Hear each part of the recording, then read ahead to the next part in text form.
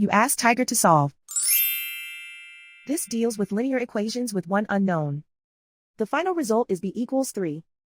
Let's solve it step by step. Group all b terms on the left side of the equation. Subtract 2b from both sides. Group like terms. Simplify the arithmetic. Group like terms. Simplify the arithmetic. Group all constants on the right side of the equation. Add 5 to both sides. Simplify the arithmetic.